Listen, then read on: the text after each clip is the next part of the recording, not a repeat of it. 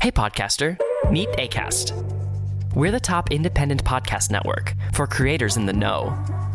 We empower you to develop your podcast idea, find your audience, and grow listener relationships wherever those listeners are. You'll also find a whole range of ways to make money, from membership plans for paying fans to our fully curated and creative advertising experience. Visit acast.com/network to find out more. Acast, for the stories. And while Fiji's COVID-19 outbreak is making regional headlines, the situation in another Pacific COVID hotspot, Papua New Guinea, has flown under the radar in recent weeks. PNG has reported over 17,000 cases of the virus and has 177 known deaths, but only around 135,000 tests have been conducted. With authorities announcing this week they are scaling down testing to focus more on vaccination, Johnny Blades looks at where PNG's COVID response is heading. PNG's case numbers have never felt close to the full picture, but the number of those who have had a jab since the first AstraZeneca doses arrived in March, 55,000 people, or less than 1% of PNG's population of over 8 million, clearly shows the rollout is barely making a dent. A member of PNG's Medical and Scientific Advisory Committee, Professor Glenn Moller, has urged the government to open up vaccination to everyone. Tens of thousands of vaccine doses sent to PNG remain unused and likely to expire by the end of this month. But Professor Moller says inexplicably some people seeking vaccination are still being turned away. When we got to last month and we could see the trajectory of vaccination, that we were not going to use up all these vaccines that we've got by the expiry date, I thought the government would come out and broaden protocols for anyone to come and get vaccinated, and they haven't. Professor Moller says the committee met in recent days and have made a recommendation which he hopes the government will take heed of. Let's follow the UK and Australia and recommend the vaccine for all pregnant women. And we've got, a lot of those, I tell you. Something like 250,000 pregnant women in PNG at any one time. We should open up vaccination availability to anybody who wants to get vaccinated right now. Which brings us to another problem, vaccine hesitancy.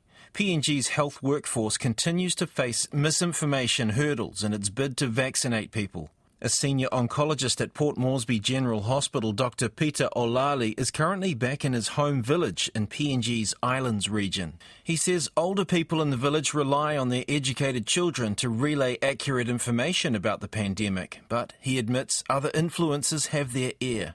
A lot of people want to get vaccinated, but then, these other people who are not telling everybody, the religious people, don't get the vaccine because it's not safe. And then there's other people, it's the social media that's actually causing all this stir up and the confusion and all that. He says in PNG, seeing is believing, which may explain why not only do people not see the need to get vaccinated, but also not bother about safety measures such as social distancing or mask use. However, Dr. Olali is worried about what the more contagious variants of COVID might do in PNG.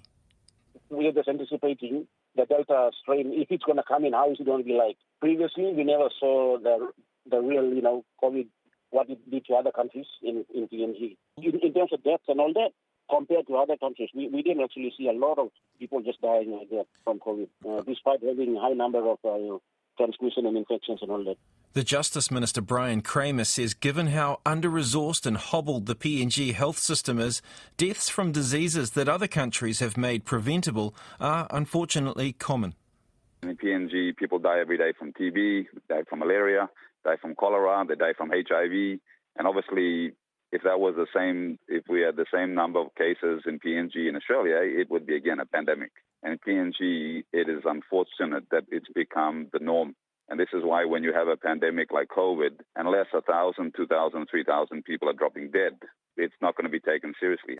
It appears that PNG is relying on the fact that a majority of its population are young, believing it will mitigate against the worst impacts of COVID. But Professor Moller says just because young people don't tend to get sick from COVID doesn't mean other vulnerable people won't. They're still transmitters of the virus, and any passing by grandma or granddad or some 50-year-old with hypertension, blood pressure problems and glucose intolerance or something is going to get badly ill or die. While some countries are pursuing herd immunity through vaccinating around 80% of the population, others are doing it by allowing up to 80% of people to get infected. Brian Kramer concedes that it appears PNG is heading down the latter path, which is not without risk. The risk issue is if there's other variants and whether you will require a new vaccination. And if you have a country that's 80% herd immunity through infection, and a new variant comes and they need a vaccine, but they never basically adopted taking vaccines, then it becomes an issue. With testing scaled right back, Kramer sees sense in authorities monitoring deaths in the country better to get tabs on COVID. He also thinks the government should do more to pinpoint where the most vulnerable people live. What's new in podcasting? Here's what we love, courtesy of Acast recommends.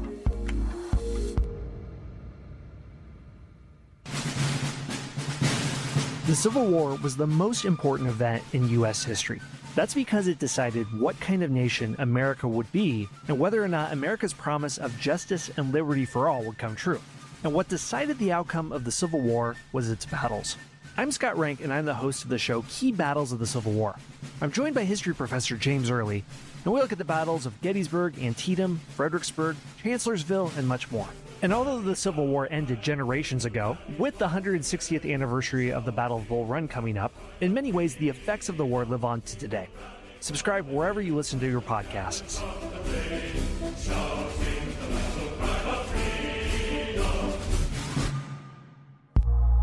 Acast recommends.